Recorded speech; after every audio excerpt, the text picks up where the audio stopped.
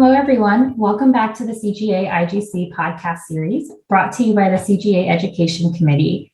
My name is Pooja Dharwadkar. I'm a gastroenterologist, and today we will be discussing approaches to gastric cancer surveillance in Lynch syndrome. This is an area in which there's been much recent research and even changes in the most recent National Comprehensive Cancer Network guidelines published in June 2022 for upper GI surveillance. Our expert guest today will take us through some of the most salient points of recent research into this entity. We're honored to have with us today Dr. Carol Burke, Dr. Robert Hüneburg, and Dr. Bryson Katona.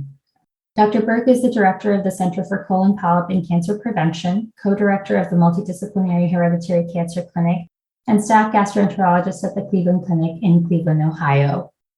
Dr. Robert Hüneburg is a senior physician specialist in internal medicine and gastroenterology at the National Center for Hereditary Tumor Syndromes at the University Hospital Bonn in Bonn, Germany. And we also have with us Dr. Bryson Katona, who is the director of the GI Cancer Genetics and Cancer Risk Evaluation Programs and assistant professor of medicine at the Hospital of the University of Pennsylvania in Philadelphia, Pennsylvania. Thank you all so much for joining me today to have this very compelling discussion. I wanted to start with a brief overview of gastric cancer in individuals with Lynch syndrome. Bryson, can you tell us a little bit about the incidence and burden of this disease? Sure. Yeah. Well, again, thank you for the invitation. I think this is an area that Carol, Robert, and I are all very, very passionate about. We've certainly published in this area over the last year or two. But as far as the gastric cancer risk in Lynch syndrome, I think gastric cancer is a cancer that has been increasingly recognized in this population. And so while I think there are risk estimates that are out there and that are published, I think these risk estimates will definitely be changing over time. Currently, there are fairly wide ranges of gastric cancer risk amongst all Lynch syndrome carriers. For MLH1, MSH2, and MSH6 carriers, that risk can be up to somewhere in the 7 to 9% range. And for PMS2, I think the data is a little bit less clear. For the MLH1, MSH2, and MSH6 carriers, this risk is certainly higher than the general population risk, which is typically thought to be around 1%. Thank you for that overview. What is the estimated average age of presentation in these mutation carriers? So I think that's another area where age estimates or average age of presentation is going to change over time. There's, I think, around in the 50s to 60s is typically what's been reported, although there have been some papers out of Europe that have been associated with even an older age of onset. But I think, again, the number of reported cases is probably too low at this point to get a real good sense of what that age of onset is. However, I think it is pertinent to note that there have been some reports of younger onset cases as well. And I think, Robert, maybe you can comment on that, as I know that there were several younger onset cases in the series that you reported. Yeah, we do have in our German series, we do have some patients with a low age of onset, so below the age of 35, for example. So our approach, but I will talk about that later, was to take a look at the upper GI surveillance regarding gastric cancer, but also duodenal cancer risk. And 15% of the diagnosed gastric cancer patients were below the age of 40. And even for duodenal cancer, 14% were diagnosed prior to the age of 35. So an early age of onset is possible in these high-risk population. Thank you. And Carol, you also have a thought to add here? Yeah, I was curious when Bryson first started, he mentioned that the cumulative lifetime risk estimates are up to 11% with gastric cancer, and it varies by mismatch repair pathogenic variant. But he said that these estimates are probably going to be changing. So I was curious to know, Bryson, what your opinion is. Are they going to get higher, or do you anticipate with surveillance are going to get lower? So just curious to know what your thought was on that. It's a great question, Carol. I think probably as we're getting better at preventing cancer or treating cancer in Lynch syndrome, patients with Lynch syndrome, especially with higher risk variants, are living longer. My personal opinion is I think the risk probably will increase over time in the higher risk variants, just because I think patients are going to be, living longer. What are your thoughts on the risk estimates over time? Well, I think some of the data that informs the risk estimates that have typically been bantered about and published by the NCCN aren't necessarily prospective cohorts of individuals that are undergoing surveillance. I think it's a catch-all of everyone that's in a registry, whether they came in with symptoms for a diagnostic exam or surveillance. So In my practice over 30 years, I haven't seen gastric cancer rates that high, but I do have to say that it's shocking the few patients that we've had. I did an EGD in one particular patient a year prior, and then they had this huge mass in the fundus of the stomach with, no preceding lesions. So it's frightful, but I think that maybe with prospective surveillance and, as you said, getting better at identifying precursors, that potentially, in spite of longevity of these individuals, the risk estimates will be less. That's my hope. And I think you bring up a great point, Carol, and something that Robert had also can comment on from his paper in terms of looking at these individuals prospectively and what potential intervals of surveillance they may need, which we can get to in just a moment. I did want to ask a little bit about risk factors that gastric cancer is associated with, and particularly in individuals with Lynch syndrome. What is the role of these risk factors? For example, prior guidelines recommended testing and treating for H. pylori, and what would the importance of that be now? So I think there are several different risk factors to think about. There was some work that came out of the Matt Yergelin and his group at Dana-Farber looking at risk factors amongst Lynch syndrome carriers for gastric cancer, and they had found that male sex and increasing age, family history of gastric cancer, and then the higher risk variants, MLH1 and MSH2, all being associated with a higher risk of gastric cancer in Lynch syndrome.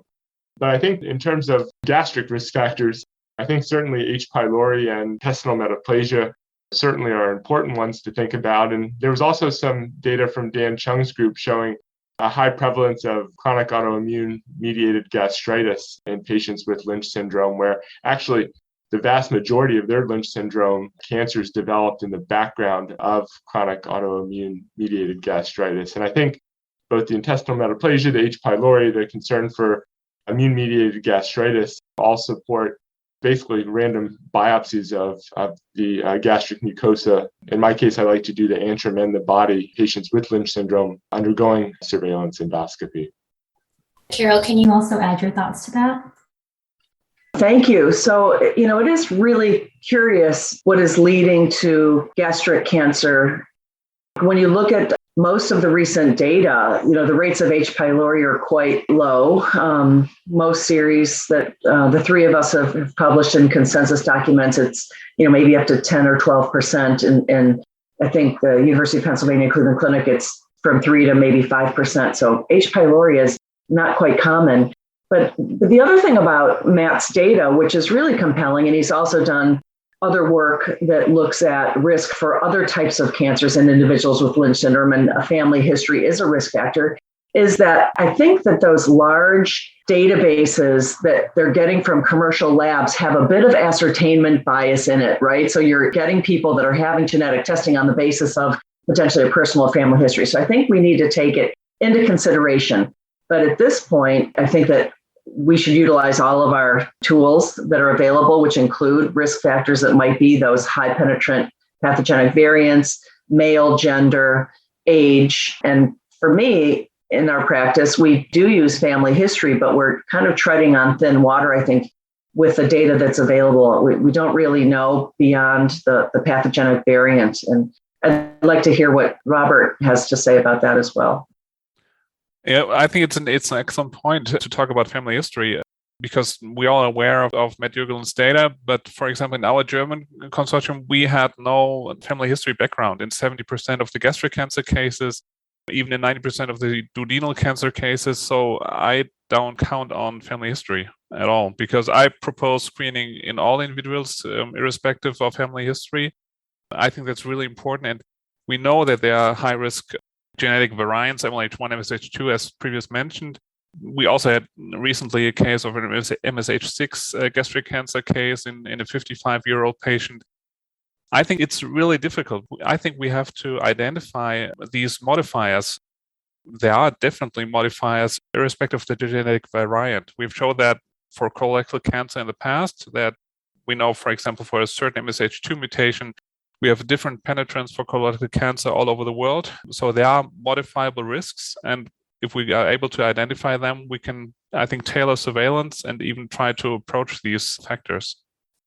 And the other thing that the three of us have suggested might be an area for research is, yes, there's H. pylori. It's relationship to gastric carcinogenesis is maybe not well established in Lynch syndrome as it is in the Asian population or the South American population. Gastrointestinal metaplasia, atrophic gastritis with autoimmune gastritis, yes, and neuroendocrine tumors have also been seen. We had a patient with an advanced neuroendocrine tumor in the setting of atrophic gastritis. But the other thing is we need to be better at the recognition of the precursors. And all of us, I think, in our series have shown that adenomas, gastric adenomas, pyloric gland adenomas, we have to be facile in the endoscopic appearance of even subtle lesions, as well as in the case that I recently had in my practice, are there mismatch repair deficient crypts within the stomach? So the cancers are arising de novo from these mismatch repair deficient crypts and not even from, a recognizable precursor, as has been shown in work within the colon by Randy Brand and others. I think Carol brings up a great point about the precursors, and she brought up the fact about some of these cancers arising even between surveillance exams. I know in our practice here, over half of the gastric cancers that we found in patients with Lynch syndrome have arisen within 2 years of a prior endoscopic procedure. And I think that it kind of hints that there may be an accelerated carcinogenesis process in Lynch syndrome associated gastric cancer that may be similar, although likely of a different mechanism than the accelerated process that we see for colorectal cancer in Lynch syndrome. And I know, Robert, in your series, you also found many of the gastric cancers were popping up very soon after a prior surveillance exam. So I don't know if you wanted to add anything to that. Yeah, I think that's also really important in the field where we have to do a lot of research for the future. I think several factors have to be accounted for. We have a different healthcare system in Germany. A lot of the surveillance is done by outpatient gastroenterologists. So we cannot guarantee that they were done by high detectors, for example, as in the colorectum. So, and there's a recent publication in endoscopy showing that also relevant endoscopic lesions can be missed during upper GI surveillance. So we have to discuss that we need high quality upper GI endoscopies in these high risk patient group. I think mismatch repair deficient crypts are a really important thing to investigate. I think the recent publication in Nature Medicine show that these are relevant precursor lesions in Lynch syndrome in the lower GI tract, but in the upper GI tract, we are not really sure if that's possible.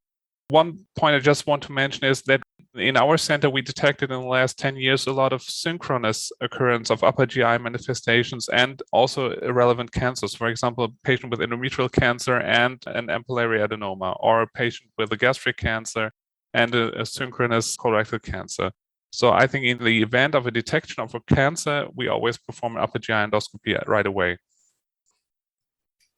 Carol, can you speak a little bit about, in terms of having high quality upper GI exams, are there any particular endoscopic techniques or biopsy protocols that should be followed to capture these lesions? Bryson had mentioned earlier, always biopsying the interim in the body, for example. Thank you, Pooja. And funny that you say that because Natalie Farha, Bryson, Robert, Shreya Kumar, Pat Lynch, Samir Gupta, and I just submitted a paper about the approach to high quality endoscopy in Lynch syndrome. It's quality of upper endoscopy in Lynch syndrome quells to try to minimize this variation in the performance of endoscopy. As Robert had mentioned, there's been plenty of data and large series that have shown that up to 6 and sometimes maybe 10% of individuals that are diagnosed with upper GI cancer have had a previous EGD within the last 3 years. What we've suggested is that the standard approach to high quality endoscopy be utilized where you're describing the quality of the mucosal visualization in each organ. Upper GI surveillance should get to the third portion of the duodenum. You should interrogate mucosal abnormalities with either virtual or electronic imaging means. You should, as Bryson had said, check for gastric intestinal metaplasia according to the Sydney protocol, but with only 2 jars, so antrum and then body and incisura. Looking carefully for presence of gastric intestinal metaplasia. So really doing an upper endoscopy should not be a 3-minute or less exam.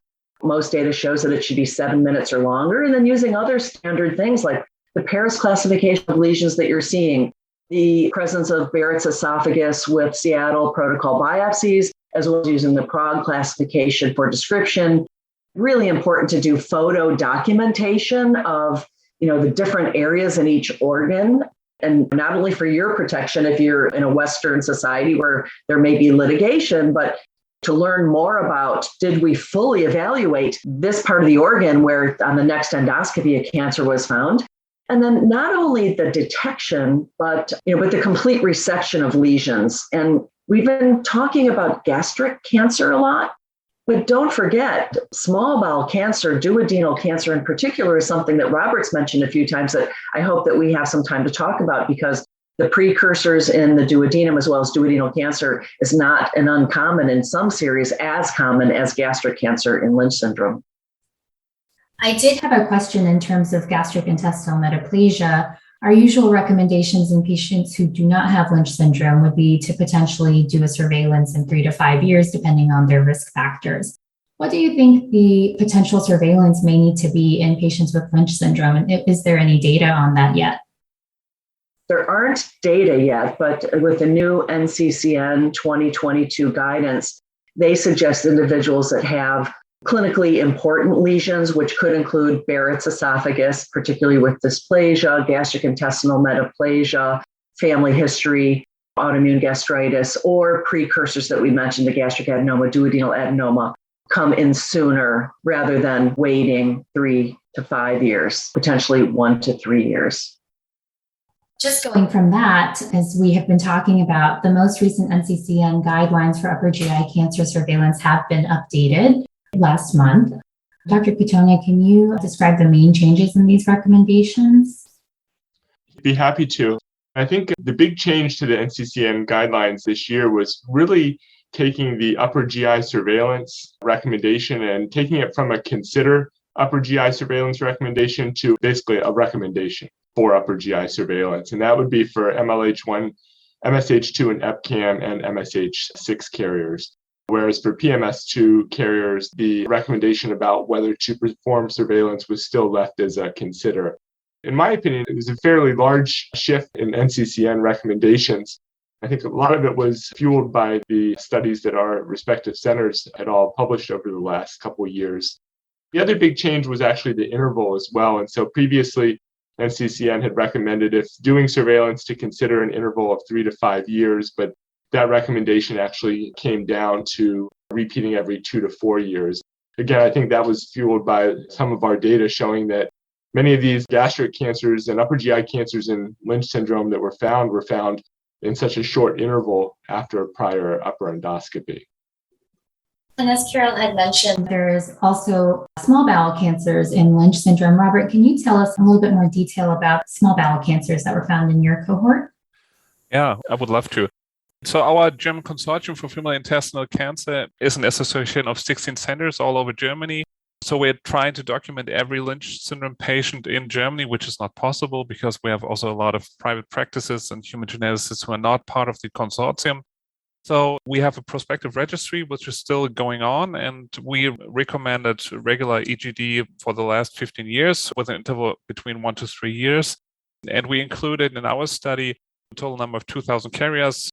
1,100 had at least one upper GI endoscopy with additional 4,000 examinations, so a mean of 2.9 upper GI endoscopies per patient.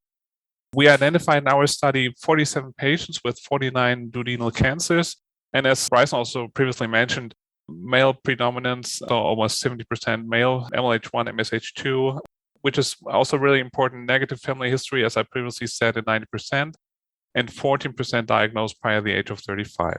So I think it's really important to take a look at these risk factors.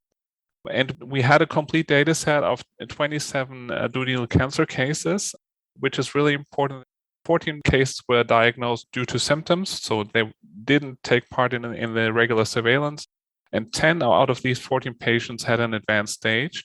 And if you compare that to the 13 patients where cancer was detected due to regular surveillance, 10 of these 13 patients were at an early stage. So I think this really clearly shows that regular surveillance has a positive effect on these patients. We don't have any live data, how long they lived after the diagnostic. And I think this is also almost impossible for the future due to the immunotherapy options we have in small bowel cancer cases. But I think this shows a significant effect of surveillance. Carol, can you also talk about the small bowel cancers that your institution has found? So as Robert was talking about the registry, patients that are seen at the Cleveland Clinic actually get enrolled into an IRB-approved registry where we have a database and coordinator. So the majority of our patients actually are followed over generations by us. So we're not getting data from other centers sent to us necessarily, but most of the data that we are presenting are our own patients, the ones that me or one or other colleague are performing examinations on in general. And so we found duodenal adenomas, 1%, other centers have found it 3% of the time. So there are the typical precursor lesions that we think are something that would lead to cancer. And then the duodenal cancers that we detected, again, somewhere up to 4% within the most recent series, were early stage. So the surveillance, prospective surveillance in asymptomatic patients seems to be effective, as well as I think the Penn group has also found, and I believe Memorial Sloan Kettering. But Bryson could speak to the early stage of detection that Robert's group has found, that our group has found when patients are under surveillance. Actually, in our series, Penn, we found of the surveillance detected upper GI cancers that 80% of them were found at stage 1, which I think is similar to what's been found in some of these other studies as well. So circling back to Robert's point that I think upper GI surveillance in Lynch syndrome is effective at detecting these cancers at earlier stages. And I think the two other points that I didn't make, and when we should, to be clear, we don't know what the cost effectiveness of upper endoscopic surveillance in Lynch syndrome is, but only by doing it in a high quality fashion over time will we learn what its true benefit is. And to that point, that we're advocating that upper endoscopic surveillance with EGD, and there's some data that suggests maybe you could find a little bit more if you're using a push enteroscopy. We don't use that at the clinic standardly, but it should be done in the setting at the time of a colonoscopy optimally. And of course, if people have symptoms, they need to come in for that exam. And one last point is I think we also need to get our hands around Barrett's esophagus, because there has been some data in other hereditary cancer syndromes. The prevalence of Barrett's esophagus might be higher than in the general population. We found it in 6.5% of our population. One patient developed esophageal adenocarcinoma with long segment Barrett's esophagus. But if we don't start documenting everything we see, as well as the outcomes of surveillance, we're never going to be able to move the needle forward. Just one point I want to add. I think right now we show that we can detect cancer and that we detect it at an early stage. But I think the gold standard should be that we prevent cancer. And we will try to tackle this approach by an international registry, which will start probably by the end of this year. I guess I will also present that at the CGA-IGC meeting in November in Nashville. I think this might be an opportunity to really show that in a long time span, we will be able to prevent cancer. I think this is really important.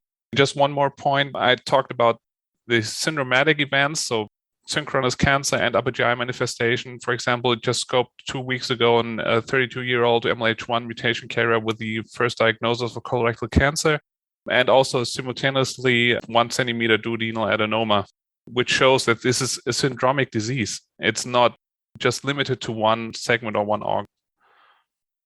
Does anybody have any other main points for us listeners to be able to take away from our discussion today? It's been a great discussion, first of all. But I think that the data in this field is definitely going to evolve as surveillance is done more frequently, especially with inclusion of it now as a recommendation in NCCN recommendations. But I think it's just so important for centers that see a lot of patients with Lynch syndrome to track this data. I've heard a little bit about your registry, Robert, but I'd love to hear some more about it in the future, because I think efforts like that to pool data from multiple centers is going to be so critical to really advancing this entire field. And I think it's also very important that clinicians are responsible for pooling this data. I think it's really important because we see in our German consortium, most of the centers are led by human geneticists, and their approach and their willingness to document is different than ours.